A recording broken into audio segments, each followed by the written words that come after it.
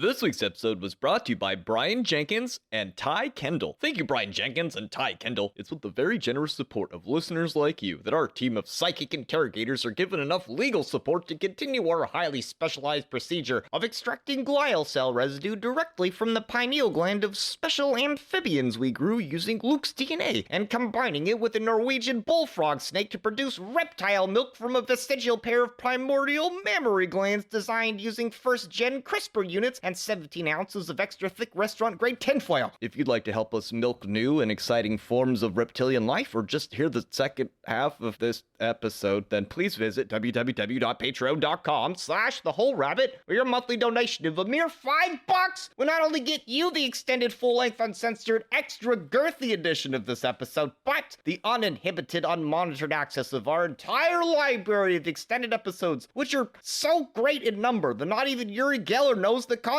of them. I'll send you a 5x5 high-quality vinyl sticker for our Big Bunny Baphomet cover art if that's not enough, and you'll get the super secret keys to our Discord server where we exchange dipping sauce recipes between bouts of Mortal Kombat in the Rumpus Room. Make sure to check out our $20 tier if you're interested in getting the cheapest 11-card tarot reading on the internet. In this week's episode, we uncork part 3 of the hollow tube of holy fire flowing through Phil Hine's current defining magical workbook, Condensed Chaos. In the first half of the show, we discuss evocation and how to create, and secondarily program, a magical servitor to do our bidding. We chisel into the Iceberg model of ego, how to work with such massive structure, and learn how to reprogram it for power, pleasure, and profit. In the extended show, we discuss how each person is secretly a multiplicity of selves, the all-important goal of taming one's personal demons, and the delicious fruits we are promised upon illumination. Thank you, and enjoy the show.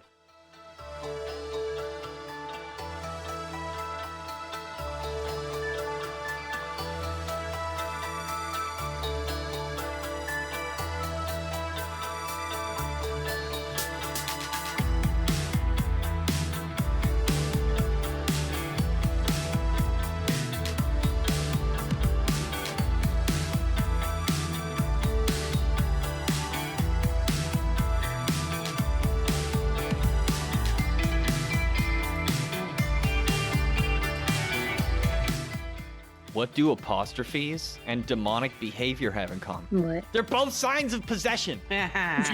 What type of jackets do demons wear? What? Oh, come on. Blazers! Oh, yeah. Yeah. Think about it. What do demons store human souls in? What? Sufferware? Why don't demons fear oxidation? Why? Because there's no rust for the wicked. Hello, everybody, and welcome to The Whole Rabbit, where we don't just spend the weekend interpreting the psycho-spiritual symbolism woven throughout the pre-scripted sports ball ritual dedicated to the superb owl. Nay, we finish the fight and disembark on our part 3 of our review and discussion of Phil Hine's quintessential guide to chaos magic, Condensed Chaos. Part 3. That's the third side of the tape. You know how hard it is to find the third side of the tape? I'm your host, Luke Madrid, also known to the digital underground as the infamous Hack Rabbit, where I was once a background dancer with Tupac. This week, I'm joined by the illustrious squad of active duty co-hosts, the major big dog of the moon base, Mari-sama. I'm stepping through the door and floating in a most peculiar way. The madman at the boot barn, Malachor 5. Welcome, welcome. And the ding-dong ditcher of the demiurge, Heka Astra. Hello. Well, I hope you brought your funny hats and funny shoes, because we're talking about making magical beings that are like our astral slaves and other semi-nefarious acts of chaos magic that will bring us untold reaches of power, the likes of which cannot be understood by mere mortals who do not listen to podcasts such as these. I hope your butt sphincters are ready. Mine is. I'm not so sure about me. I mean, depends on what day of the week it is, but yeah, I think I'm good. I live in Canada. I'm used to it. That's one of the requirements for being the governor of Canada. You must be adept at butt f***ery. No comment. To comment a little bit before we get started, these types of techniques that we're kind of getting into at this point in the book, I sort of dig them because it's interpretation on how the magic is actually working.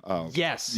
Luke's kind of alluded to sending out a little bit of a servant or maybe a homunculus. A homunculus isn't necessarily the same thing, though. I guess we'll get into detail about this later. But this is like imagining the things at work that actually make what you want to happen in the universe happen. And I think when you start thinking about those types of levels of how does magic work, it's like you're really trying to solidify your own system and how it all works together. And if chaos magic is whittling down just the techniques and leaving all of the story behind, this is the real meat and potatoes of it. So starting with chapter 6, we arrive at the controversial art and practice of spirit evocation, which has a distinctly computer nerd sort of vibe in chaos magic. With a name like Hack Rabbit, I can empathize. So even as one of the cornerstones of the entire Western school of magic, evocation is a polemical topic with a variety of different opinions on the matter. These largely fall into two categories. For the traditionalist who believes magic's proper domain is spiritual advancement, getting a spirit to do your bidding has an unseemly connotation, which is made worse by the association of evocation to demons in grimoires like the Key of Solomon. This is typically accomplished with great fanfare and even greater caution, as names of God, protective circles, and triangles of art are leveraged to bully disobedient and even evil spirits to do as they are told. On the other hand is the demonolator approach, which tends to believe that forcing spirits, even demons, is wrong, shirking traditional methods and attempting to commune with the evoked spirit on equal footing in the spirit of mutual benefit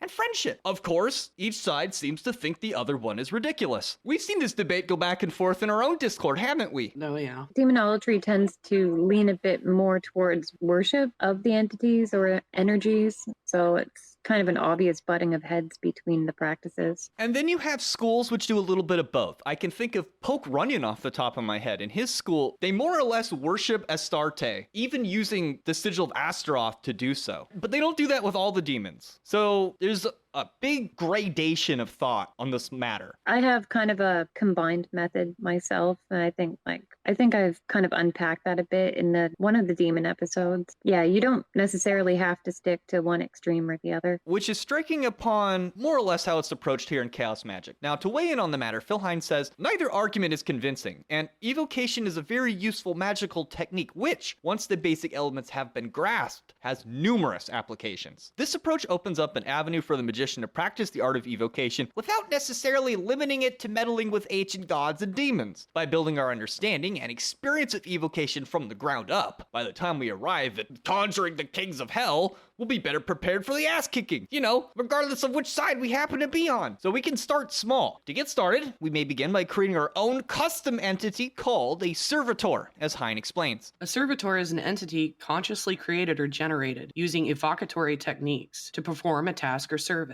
In the Western esoteric tradition, such entities are sometimes referred to as thought forms, while in Tibetan magic, for example, they are known as tulpas. Servitors can be usefully deployed to perform a wide range of tasks or functions on your behalf. And we also have a whole show in the backlog on this, if you guys are interested. Now I know some of you are thinking, how do I turn one of these tulpas into my girlfriend? Womp womp. Well, hold your panties. Described as an astral machine, Condensed Chaos treats servitors like programmable ghost robots who are capable of behaving like programs, cellular life, robots, and usually a combination of all three. This gives the user a wide range of control and allows for limitless customization. For instance, one could program a servitor to activate, replicate, or delete itself when certain conditions are met, like a stellar alignment, or when a certain event occurs, or when a target comes into proximity. Can you guys think of any fun examples? Let's say you want to hex somebody. You make a servitor so the condition of farting loudly occurs when the target is in proximity of, let's say, their boss. And so every time they have a meeting to talk about that promotion, they just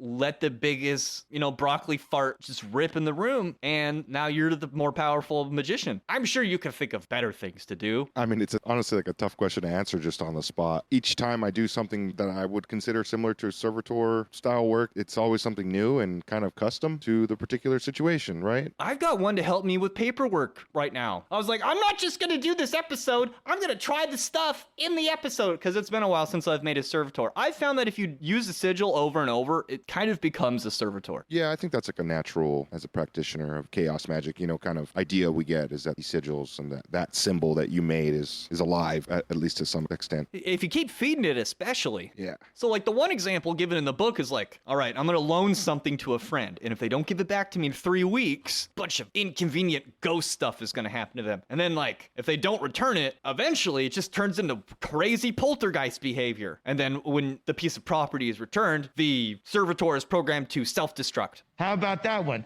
No more servitor. So that's one example. This brings us to how do we get started? First, you have to define the general intent. That's step number 1. Generally, you want to decide what arena of the universe or sphere of influence the servitor is intended to affect. For example, is it healing, protection, binding, luck, divination, mood management, successful outcomes, etc. And by choosing a domain of influence, you can pick out corresponding ideas, symbols, memories, emotions, deities. And then to do that, if you really just want the cheat codes, Liber Google is a great way to look at magical associations. And if not that, Crowley's Liber 777. Make sure to read it front to back in that order. And really how far you take it's up to you. I think going hard at least once or twice is worth the experience if you're getting into magic. Like, just make absolutely everything correspond to Liber 777 and see how it goes. Yeah, if you're particular to a certain culture and what their associations are, there's some websites online that I found of just, but that's kind of what Liber 77 is a compendium of all that information from across the globe on what other relevant cultures, use, iron for Mars and all these associations with things that aren't directly related, I guess, right? Like, why is iron related to Mars again? Isn't Mars like way the hell? It's like, yes, I know, man, but just listen. It's a symbol. That's what we're talking about here. And then maybe you look up something for iron, it leads you to the color red. Now you're going to use a red tablecloth in your ritual. That's step number 1. Get it together, right? Get your intention together. Number 2, now you're going to get specific. This is where the programming begins. You have to define the specific intent. And this is one of those steps where a lot of magic is going on just by figuring it out. You have to decide what exactly you want your servitor to do. So what's the general intention? Here's an example. To help the user, that's me, locate grossly underpriced items at thrift stores, or to promote health and rapid recovery from illness or injury in person or at location X. And so this becomes the script that the servitor will follow. It's basically its purpose for existence, like in Wall-E, direct it. Now generally, you're going to take this specific intent and you're going to insert it like a USB drive into your servitor during its birth into the universe. Like a boot drive. Everything is 90s technology aesthetic in Chaos Magic.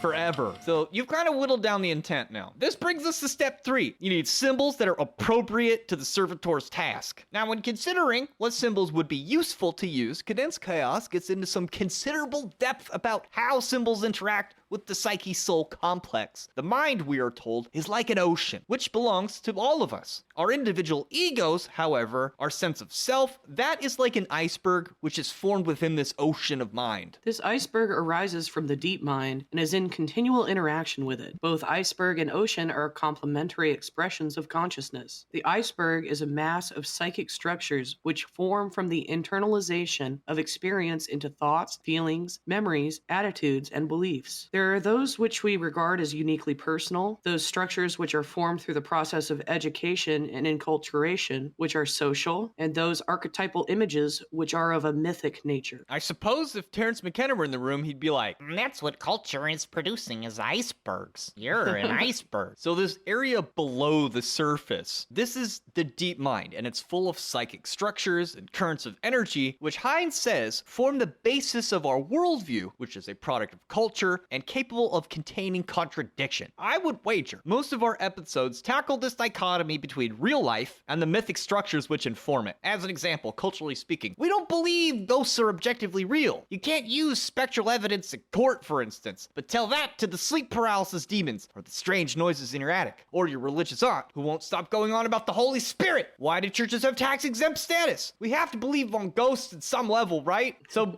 generally speaking, on the upper levels, this is the world we're conscious of, and it's governed by language. But on a deeper, more primal level, this is where symbolism abounds, and there's a divide between the two. Yeah, it really taps into your subconscious much better than, language or even active thinking about stuff does. This is what comes up when you find occult symbols in advertisements. The skeptics are like, yeah, so what? It's just, trying to sell products and get your attention to look edgy and cool. And it's like, yeah, Does it influence thought or does it not? It's a coincidence it looks like that. Or is it? It's like, no, we all agree that symbolism gets you going. It influences you. And then many of the films we decode on the show are attempts to tap into this fertile substrate of symbolism and explore how it gives rise to the interactions with narratives that we see on the surface. That's the whole point of the show, at least for me. So, for instance, on the surface of the Iceberg in Stanley Kubrick's The Shining, it's just a story about a family who's haunted by ghosts in a hotel, and there's snow. But below the surface, it's a story about generational trauma, genocide, the space program, sexual predation, and the evil that slithers through all of Western civilization. That's what makes a good iceberg,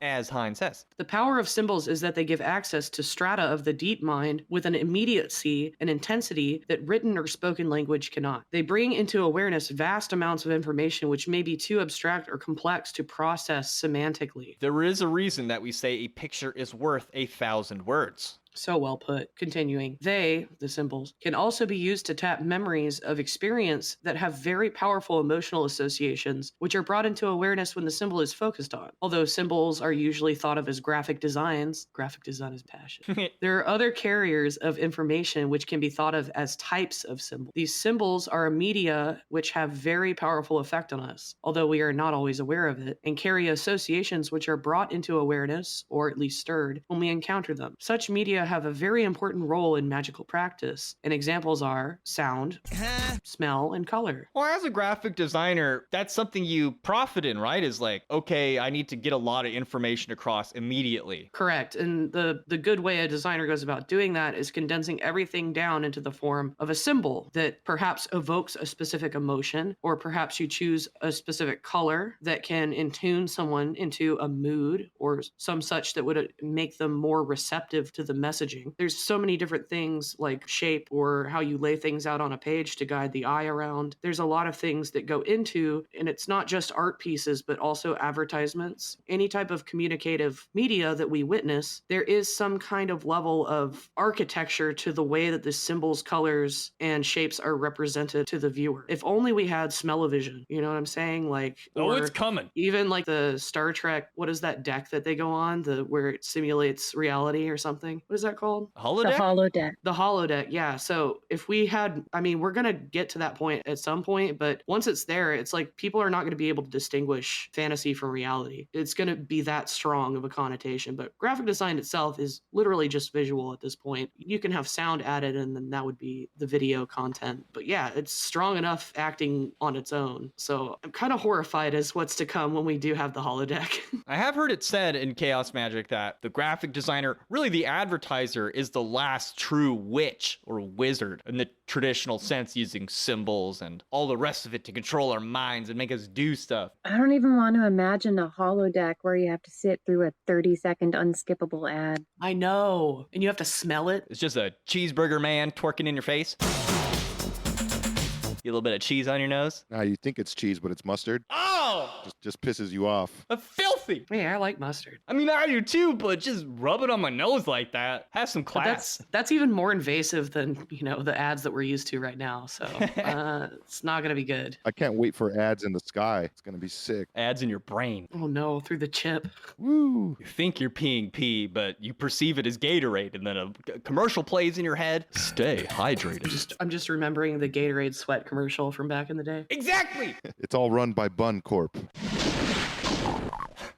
As Hine says, one huge attractor to the occult is its prolific use of mysterious symbols with elegant or strange geometries, brimming with secret power and beckoning us to use them inappropriately. Here's a chance to play with them and have some fun. Incorporating planetary, zodiacal, or alchemical symbols into a spell will infuse it with those energies and lend it certain behaviors. I think this is a fun and effective way to learn. However, Hine points out that symbols we create or discover for ourselves in the deep mind, like through a dream or through chance, those are going to be more potent. That being said, I don't always agree, as sometimes old or well-used symbols can be supercharged with free energy. Oh, like here's Kilroy was here. Yeah. Graffiti from World War II. It's still pretty prevalent, and a lot of people don't even know where it comes from anymore. Well, it carries with it a vibe, doesn't it? It carries with it that whole history through World War II, and so if you use it, it has some extra oomph. So Phil Hine's, doing his chaos magic thing, but don't shy away from old symbols. Like, really feel their power.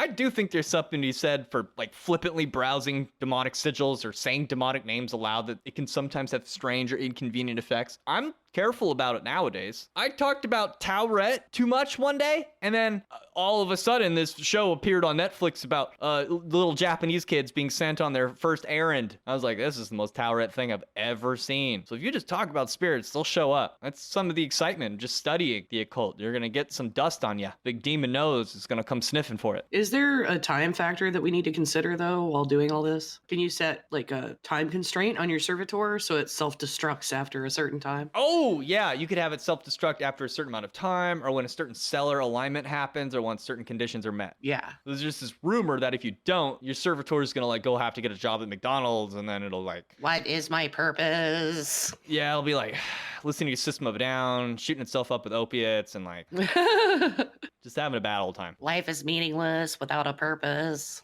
And that's really number 4. You can set a certain amount of time. You can even have it go dormant at other times.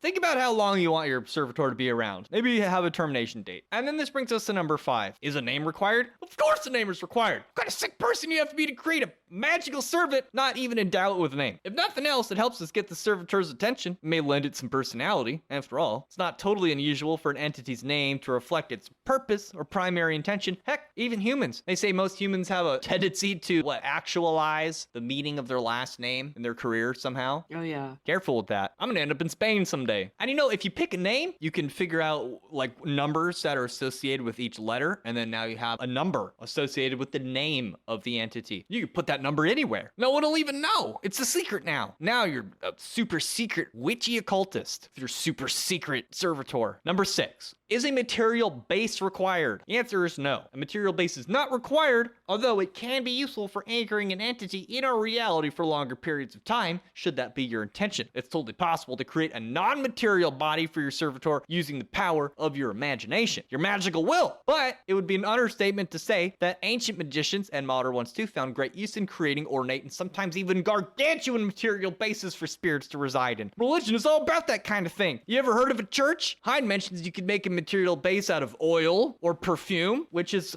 a fairly novel idea. Yeah, oils, perfumes, those are cool because, like we've explained in past episodes, it is the essence. You have to like extract the essence of these materials to get it to that liquid level. It's like alchemy, you know, you're doing this whole thing. I also like to relate this idea of point number 6 here. It's a little bit like a soul gem from Elder Scrolls. Yeah. You know, you cast the soul catch, you like curse them, and then if you kill them within the time frame, like their soul gets trapped in a stone so you can recharge your magical item. You know, it's like, okay, this is my little servitor physical stone, and I'm gonna go and do a thing, and then my sigil's gonna be charged, and then I'm gonna go use that charged sigil in ritual, and then it lost charge, so I have to go out and charge it up again. And you know, you can think of it that way too, you know, and it's the same thing. Yes. So I guess sometimes the servitor might need 10 charges, right? So you got to go do the thing 10 times before it activates its final form or something, you know? Do whatever you want with it. Dude, back in the day, Andrew loved this idea. It's like sucking up spirits into crystals. Yeah. Like, gotcha. Ghostbusters, they use a mechanical little box. Servitors kind of go way, way back, maybe further than most people realize. I mean, got Shabti dolls in ancient Egypt that were essentially like little statues that housed spirits that were supposed to assist the deceased. Whether or not they were used through life is kind of hard to tell, but they function very much on the same premise as like a Ka statue does. This is a material thing that is a vessel for a spirit to enter into and do work with. And Shabti dolls were essentially servants, like servitors, to assist in whatever specific functions that were needed. So, you know, and typically in the afterlife, they would be directed towards like the kind of functions that a servant would normally have, like, you know, providing food and sustenance and water and cleanliness and that kind of thing. But Making social media posts for you.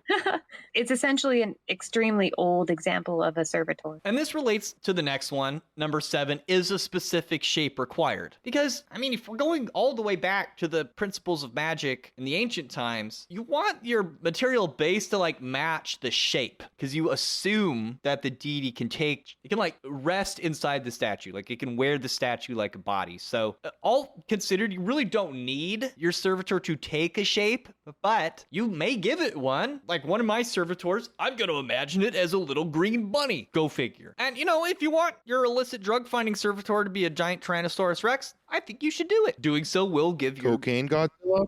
It's got little arms. Yeah. Cocaine Godzilla. Sounds great. Now, Hine points out you could just make your servitor like an orb of pulsing light, which is great for people like me who I'm much better with all of my psychic senses except sight. I've realized the other ones are pretty strong, the sight one not so strong. So imagining an orb is easy for me. And you can too. Orbs for days. I think Tyrannosaurus Rex is hilarious. See, I didn't even think of that. It's just really hard to rack up lines when your arms are so small. That's why Tyrannosaurus Rex is always pissed off. Yeah, you have to find big piles of it. That's why. Mountains. So you got all that done. It's like building a rocket. Stack it all on top of it, right? Now, you have the Servitor launch sequence. It sounds very technical. This can be done in a number of ways. The FAFO method is probably the best way to figure out if you're going to be a chaos magician, but we've already discussed a number of ways of launching sigils. So those same techniques can be used for launching a servitor. If you want to go the more traditional route, you of course can do a lesser banishing ritual of the pentagram. You can invoke hexagrams. You can really build up your ritual. The idea is though, you're going to want to focus an inordinate amount of psychic energy on the sigil or on the servitor in some way. Now, what do you do when you have the servitor and it's working? You want to feed it. How does that work? Now, you could burn fingernails, or write it poetry, or burn incense to it or something. All that stuff works, but really, the chaos magic approach is way more practical and maybe even more powerful. You want to give it credit. Like when something happens that aligns with your servitor's intention and it like works out for you, you're like, oh, thank you, servitor. That was my servitor that did that. Mr. XYZ servitor just did that for me. You know, you give it credit and that like builds it. It'll make it stronger by doing that. Hine points out that you could even become dependent on a servitor. He says like he had one called Eureka, which he used for inspiration. He had it like halfway through its life bound to a certain alignment. Like he had like Uranus and Neptune were like conjunct or whatever. And he bound it to them during that time. And then when those planets went retrograde, he like suddenly didn't have any inspiration. And so he had to dissolve the servitor and just use a fraction of its power from that point on. And he's like, you know, be careful you don't become dependent on your servitor. That's just a whole lesson right there, easily put. I think the word servitor has serve in it for a reason. It's not the other way around, right? Can't let it have too much power over you. Yeah, you don't want to be serving it. It's kind of like AI, like using AI to help you research. It's different than using AI to just write a report for you without you having to learn anything. It's kind of also in line with what Nikola Tesla said, that technology is for helping us make it easier for us to get the work done and not necessarily to replace us doing the work. I think it's kind of the same in chaos magic. And if you lose the ability to do the work yourself, then you're kind of screwing yourself over. You know, AI is a great way to think of it because depending on how you word it, how you interact with it, you're going to get a much better result. And chaos magic is like that too. You know, work smarter, not harder. I just mean with the example that you were giving with Uranus and Neptune and how when they went retrograde, he wasn't able to do for himself. It's kind of like that. It's like, well, I got the AI to do it for me so many times that I actually don't know how to write a book report. Yeah, it always helps if it's helping you, not doing it for you, you know? That's chapter 6. This brings us to Chapter 7, near the latter half of the book. This chapter is called Ego Magic. At first I thought it was Ego Magic. I got very excited. Lego my ego. Or perhaps you can Lego your ego. Is that what those commercials were really about? Now I understand. They were trying to indoctrinate us children into Buddhism. Well, you eat more when you kind of zone out. So as we began discussing in the former chapter, one's ego arises from the primordial waters of the deep mind. In Condensed Chaos, we relate the ego to an iceberg. In this analogy, the part we're consciously aware of is above the surface, while the things we're less conscious of but still aware of at some level are below the surface. You can tell I like thinking about this analogy. In terms of the ego, Hine explains, our sense of being an individual or ego emerges from clusters of beliefs, attitudes, self-definitions, inner conversations, boundaries, and projections of otherness. We move each day through a highly complex field of social relations, assuming roles, wearing carefully crafted masks, and tactically agreeing to play by the rules of consensus or paramount reality. Consensus reality is an interesting concept because it reflects the sentiment that there is both a reality we share and even reinforce for each other, but there is also perhaps a private or mystic one as well, perhaps even more than one. I think it's worth pausing for a moment to consider consensus reality, if only because I have no idea where else we would ever talk about it. So at first, materiality seems to be a big part of what makes something a member of consensus reality. Take a house, for instance. If you have a house, consensus reality seems to automatically agree. Even beings that don't pay rent will agree too, like a dog or a kid, a a rodent, a cockroach, etc. It's a house. If we find the shape of a house on Mars, then we'll know exactly what that means. That once upon a time, there were folks on Mars that needed shelter. And of course, the proof is in the pudding, as they say, or habeas corpus. Phrases like this seem to suggest that a material basis is needed to produce consensus reality. And so in some cases, this is true. However, there are things like governments, gods, demons, money, marriage, moral taboos, and other systems of thought which only exist because we agree that they exist. And these are not things that we can put under a microscope or find on Mars. But they do have considerable influence on our reality. And because our egos are how we interface with consensus reality, well, we have to consider it, as Hine explains. The sense of individual identity emerges from a complex series of interwoven social interactions. We internalize a series of self-labels and alliances, and from these arises our experience of selfhood. We may define ourselves in terms of work, status, race, nationality, or gender preference. Often, one particular set of social relations becomes the core of identity, the label which we fall back on to define ourselves to others as what we are. As the patterns of post-industrial society become increasingly fractal so identity becomes increasingly fluid, a position which implies both possibilities of freedom and great alienation and fear. As the fluctuations of social change become greater and greater, so there is an increased tendency to desire solid connections with a historical past, the obsessions with roots, getting back to nature, and the current vogue for cultural romanticism and invocation of traditions, all attempts to find points of anchorage, to create islands of order within what Austin Osman Spare called the chaos of the normal. That's almost too hot for 2025. We call it unplugging now. It's just like literally just put your cell phone down and don't get on the internet. Well, if you really look at it, he's kind of pointing a finger at the ultra extreme left and the ultra extreme right. Now, it's like on the one hand, it's like it's all about identity and I am this and I am that and I am this thing and this substructure of power and interconnected, interwoven, everything, you know, that's not like, and then on the other side, it's like, we have to not give up our traditions and we have to tap into the older social fabric of the derp. And it's like, these are all attempts to just hang the on as the ship just flying off the rails. Return to monkey. Hey. So we see incarnations of this on both sides, real strong. It's almost a defining point of our politics nowadays. This is like all anyone ever talks about. Yeah, and I noticed that on one side you have this almost distillation of the personal self into almost a god-like aspect of individuality. And then on the other side you have, you know, with the traditional ties, it's a more of a group unit, perhaps a family or even a community type unit. Yes, on the one side, the smell of my armpit is the smell of God in the universe. And on the other, we must live inside of the Pope's armpit where it is safe. And you know, it is what it is. And so it's not just the political left and right. Magicians are notorious at doing this as well. This is where magicitis comes from. And this notion that everyone else is a sheep and an NPC. And really in Chaos Magic, we want to be a little less elitist than that. Yeah, I mean, it's even a good practice to heighten your empathy or pretend that you're walking in the shoes of another. These kind of projections help you break out of this kind of trap in everybody else going on. Any true chaos magician understands that the perspective that they have is just another facet of the perspectives of every other living being on the planet. You want to actually be less dependent on your subculture if you are a chaos magician, which is why chaos magic exploded in a bad way. Like it fell in on itself in like 2016 because that's what everything became. You know, everyone is now their subcultures, their identity, etc. So it's actually fairly countercultural to be a chaos magician. It might make you more invisible, if anything.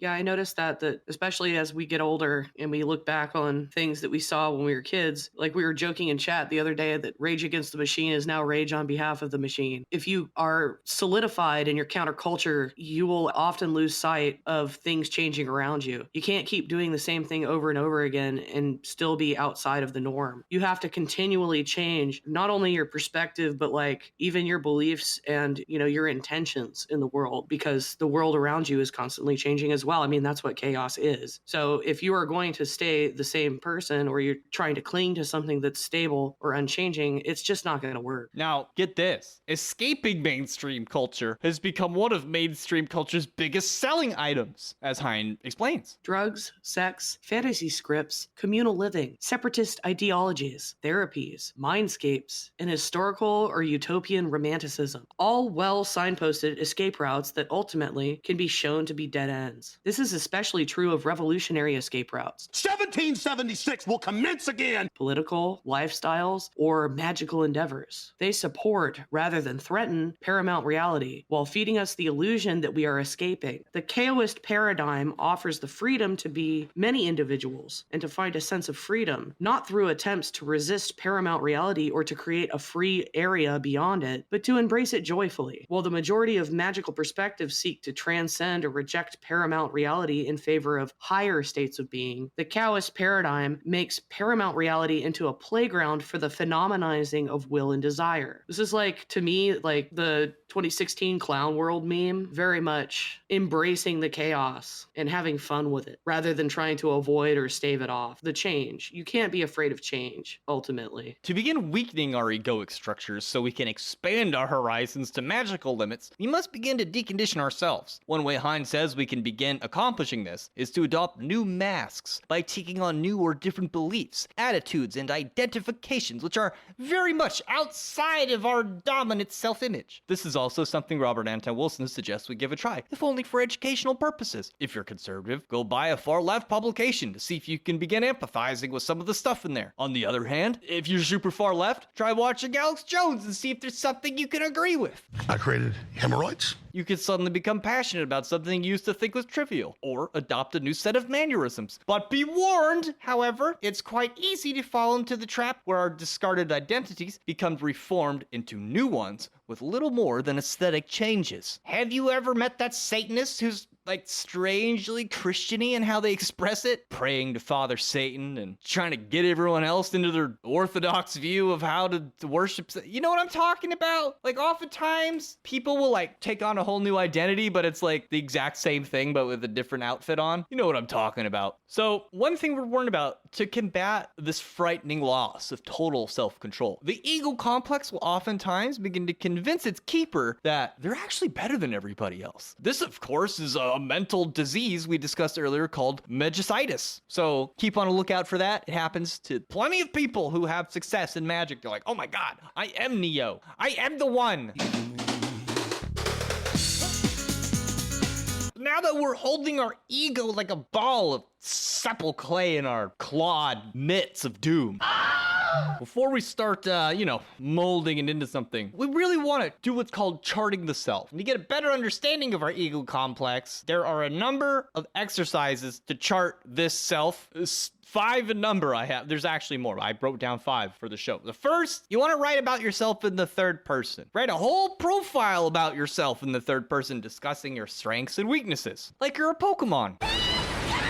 The number 2, you want to make some lists. Start listing things. You can start with strengths and weaknesses, like we mentioned. Then you want to move on to stuff like successes and failures, good times and bad times, things you like, things you don't like. Make up as many lists as you can. Really get to know yourself here. This next one's really hard. You want to make a book of blunders. That's number 3. This is where you list all the skeletons in your closet. The idea is not to judge or wallow in your sorrow or shame. You just want to write it all down. Any moments you found emotionally painful, guilty feelings, embarrassments. I got hairy legs. Write down everything that you're really upset about deep down inside, mistakes you've made, those egotistically bitchy moments you've had, callous things you've said, thoughts that one time you kicked the dog or stole candy from a baby, those times that you stole somebody's garden gnomes or you peed in public and got cited for public urination because you were so drunk you didn't notice you were unzipping right next to the cop who had no option but to write you up. It happens. We all make mistakes.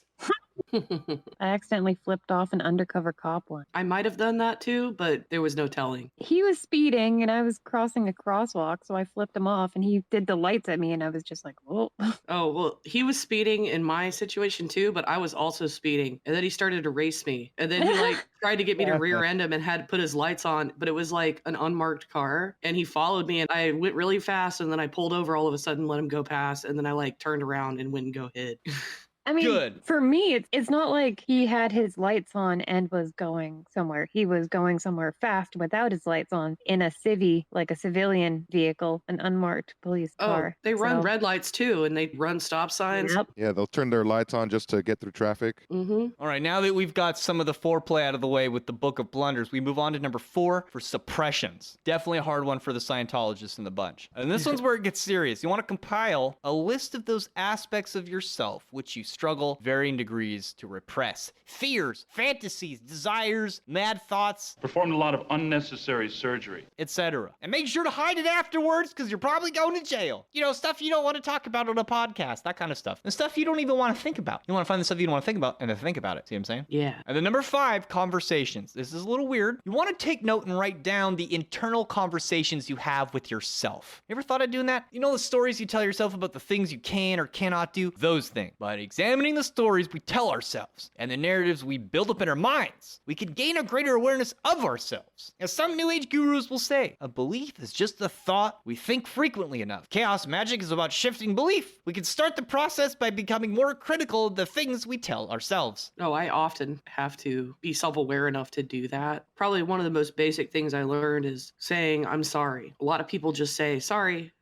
I'm sorry, as kind of a side note to excuse themselves. But what you're really saying is, I'm sorry. I did something wrong and I shouldn't have done that. And I really didn't mean to do that. I'm sorry. You should only say that when you actually mean that. You shouldn't say it as just a dismissive thing throughout the day because it can take a toll on your self-esteem. What Luke was saying about like essentially self-reflecting on your beliefs, this is also like a huge overlap with when you first start getting into shadow work and really unpacking like the mechanisms of how you function. And something that you mentioned, like when you say you're sorry and you're kind of doing it passive aggressively, this is an example of the next thing you're supposed to deal with, which is pattern recognition. We oftentimes get stuck doing things like in a pattern, whether we should or we shouldn't. Maybe something worked for us once and now we just do it that way all the time. Or like, let's say you had a parent who would point out your mistakes to hurt you. And so every time someone points out your mistakes, you get all defensive and then that doesn't work with your manager. Now your manager hates you because you're a dick. Every time you make a mistake, he can't call you out on it because you freak out. You can't get critiqued. Or it also goes the other way where you can't critique others because you're all messed up. You say the same shit over and over again, whether or not it applies. Or like you can't critique others because whenever you used to critique somebody in your house, it meant that you were mad at them. And so now you don't know how to critique somebody when you're not mad at them. Yep. I think that's my point, is that pattern recognition is a very important function necessary for shadow work. And it's kind of like chaos shadow work. I mean, Hine's basically saying that this avenue is so fruitful that you basically just by continuing to do it, you're becoming more magical. It's like tricking us into doing shadow work. Now, in theory, all of us have some sort of frustrated complex of desires or traumas or unrealized dreams or deep insecurities and other patterns of thought which could rear their head as obsessions. Something Hine refers to as self-spawned monsters of the mind. I like scarcity thought. If you live in scarcity, it's hard for you to even gain any wealth or achievement because you constantly believe that you have none. There's like entire books written on that. Rich Dad, Poor Dad. I'm not going to read it because I'll start weeping. But maybe I'll do some more chaos magic and then I'll read it. And this brings us to defense mechanisms. That's what these obsessional demons make us do to avoid dealing with them, as Hine says. The more value that we place on upholding a particular emotional pattern, the more likely it is that all ambiguous signals will be as supporting it. Evidence which counters it will most likely be overlooked or rationalized into a more malleable form. Conflict arises when dissonance occurs between desires and existing mental constructs. Have you ever feared the strength of your own desires? To cope with such conflicts, a variety of defense mechanisms can be adopted. So what are these defense mechanisms? We can find these and see how they're working in our lives, right? The first one is aggression. Now, this is common if we have a frustrated desire. You ever get angry when the Twinkie wrapper won't open? It's like that. We can either direct it towards the source of our frustration, as Hine says, or direct it at others, which is a poor choice. Direct it at the Twinkie wrapper. Fix your Twinkie problems yourself.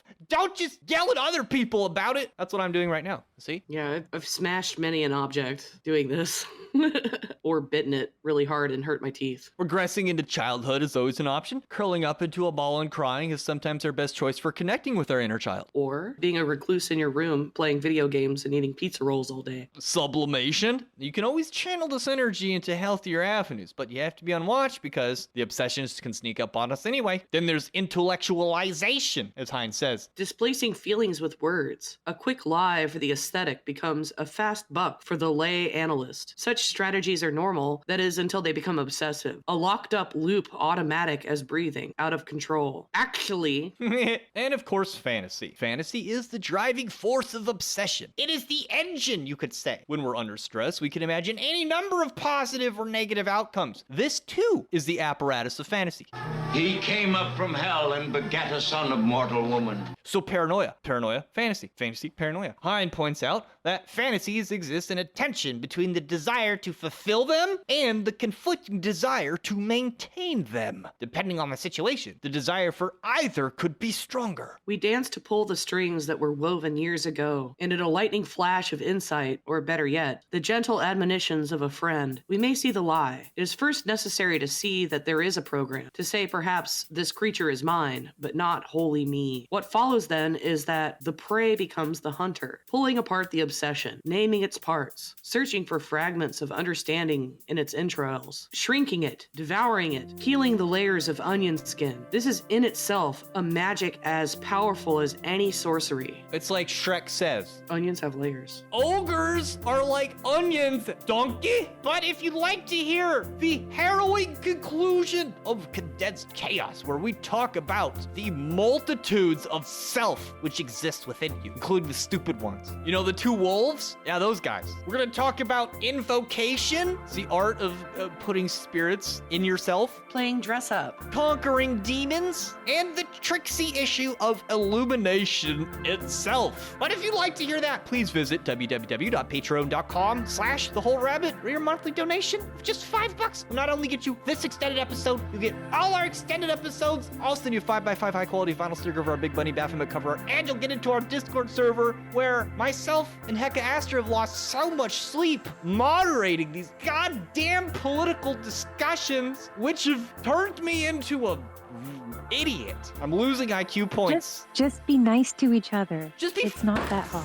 fucking nice to each other. God damn it. Bro, I'm so nice I can't even be mean to the instigators. Oh, I know. We're figuring it out. We're a community. I don't know if we should be telling people that we have problems in the Discord. We It might not be a don't. wise. There's no problem. There's no It's fine. problems. That's why we're traumatized. We made sure there's no problems. Everybody play nice. Yeah, but if you're listening to this in all reality, you're most likely not a problematic individual, and you No. should come join the ranks. You've made it this far, which is why you're qualified to eat carrots and shoot lasers. Pew pew pew. Pew!